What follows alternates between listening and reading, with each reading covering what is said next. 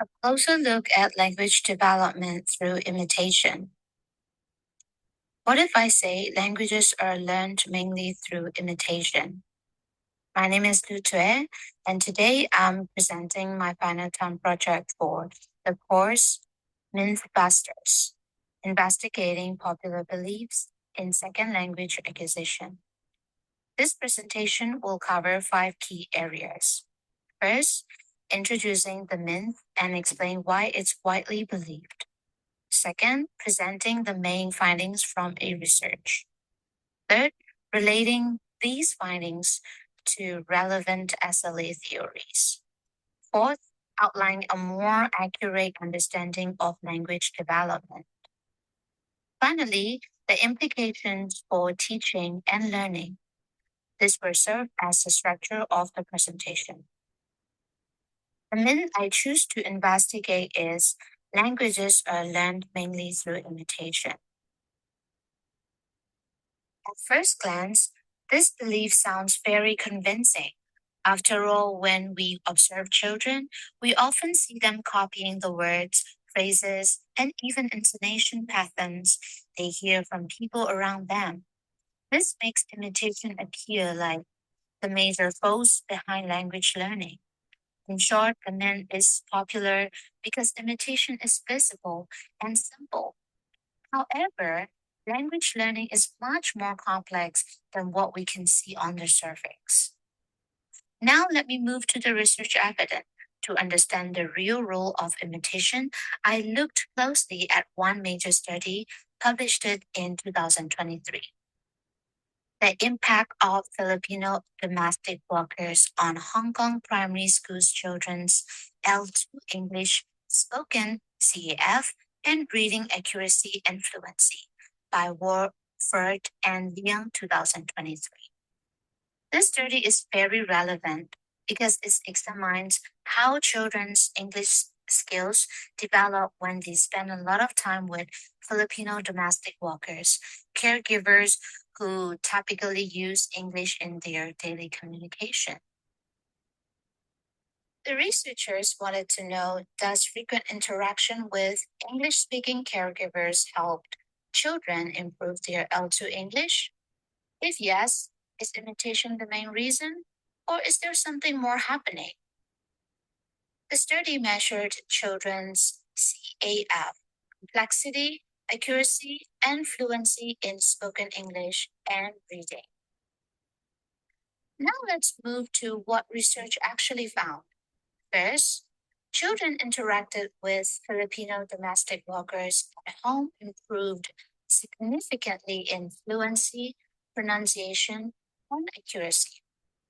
This suggests that imitation played a strong supportive role, especially in learning languages, chunks, and natural rhythm.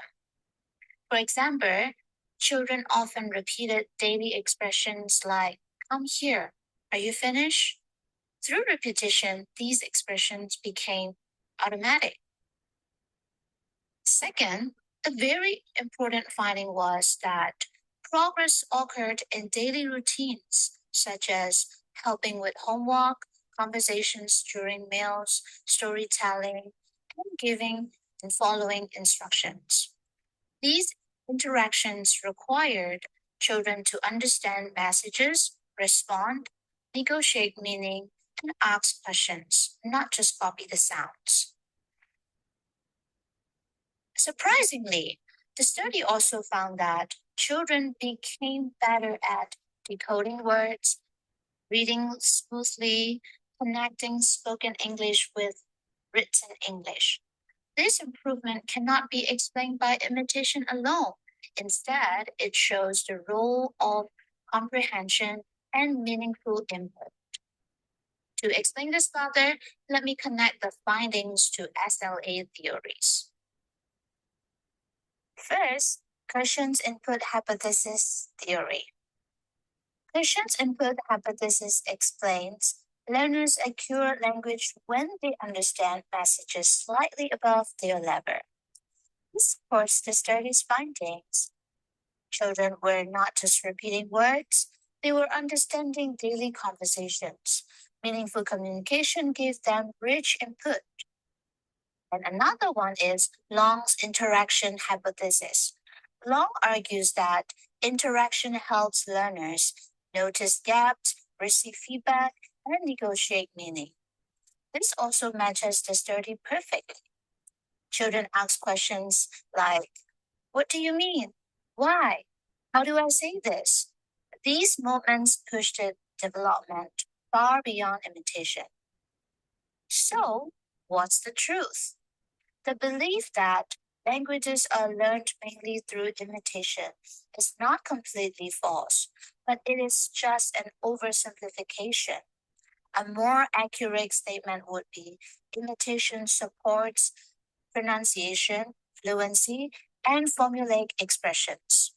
But real language development requires meaningful impact and interaction. Imitation is a helpful tool, but is not the engine.